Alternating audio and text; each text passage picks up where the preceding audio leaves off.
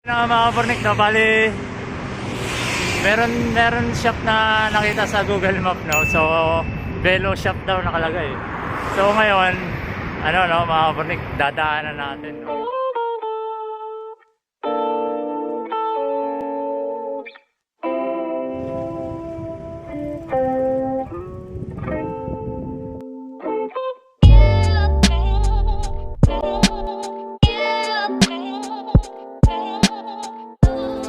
Na bali natuntunan natin tong Velo, no, yung Velo house na to, no, sa Kaohsiung.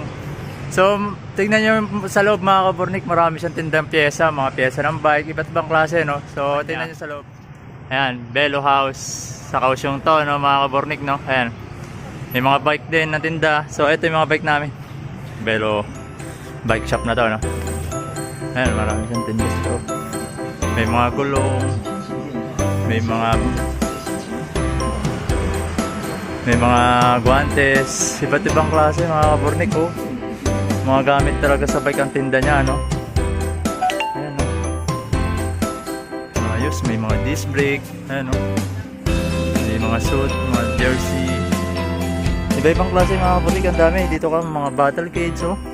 May mga gulong sa taas, dami. Sulit dito, mga kapornik, okay dito. Yan, may mga holder na cellphone. Yan, iba-ibang klase. Mga kapornik, may mga rims. May mga rim shot. Tapos ito, mga disc brake, na mga kalidad na disc brake to, no. Yan, no. Mga pambomba. So, yan, no.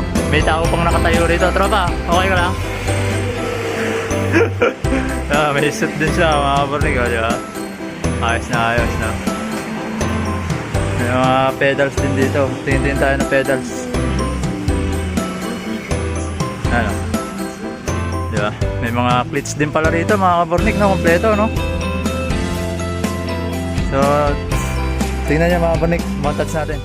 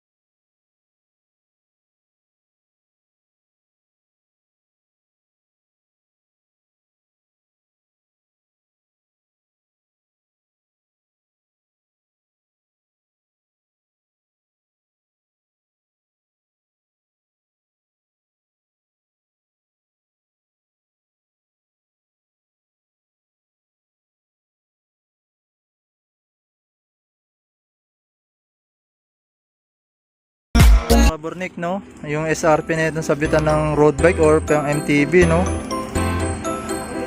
Focus 138 lang, oh. Okay na okay dito, mga kapornik. Bili na. Ayan, oh, si Idol, oh. Idol, ikaw, kunin mo na yan. Mga pag nangangailangan kayo ng gamot sa bike, dito kayo makakakita talaga, mga kapornik. Ayan, oh, si Bike Venture, oh. Yeah, what's up? Velo house to, no, mga kapornik. Okay. Sila yung mga may-ari nito. Ayan, sila. Velo house Kaohsiung to, no. no, nanggaling na tayo sa Velo House, no, yung mga tindahan ng mga parts ng bike dito sa Taiwan, no, sa Kaohsiung, no. So nakabili tayo ng ano, mga kabornik, ng stem, no. Ito. Yung hinahanap natin na stem na Uno brand na 100mm or 120 something, no. So testing natin palitan tong stem natin, no, para maging aggressive palalo yung forma nung maging aero, no. So mga kabornik, hanggang dito na lang itong video natin na to sa pamamasyal sa Ukay-Ukay tsaka sa Velo House, no, ng mga parts ng bike. So yun na nga mga kabornik, bali nakauwi na tayo dito sa dorm, no. Una sa lahat, subscribe ka na sa channel ko at click mo na yung bell button dyan para updated ka sa mga cycling natin around Kaohsiung at mga biking vlog natin dito, no, sa mga pasyal-pasyal natin tsaka mga pag setup sa bike tsaka mga pang interview sa mga may-ari ng ibang bike dito, no, mga review natin, no, bike check, mga ganyan, no. So yun na nga mga kabornik, no, nauwi na tayo dito sa dorm. Ito na yung binili natin na panaling itim doon sa Ukay-Ukay, no. Makakita tayo ron is 90 lang yan mga kabornik. Ang unang color niya kulay red, so kumupas na naging pink na, so kailangan na natin palitan kasi masyado ng pakitig na yung kulay, no. Tsaka etong stem na to na lighten na Uno brand mga kabornik, eto sa Velo natin nabili to sa halagang 490 NT mga kabornik, no. Tsaka yung race bar ko, kung napapansin nyo kanina, no, medyo naka ano pa siya, race bar talaga na ano, no. Bali long ride muna natin bago natin palitan yan ng straight bar. Soon update ko kayo sa vlog namin.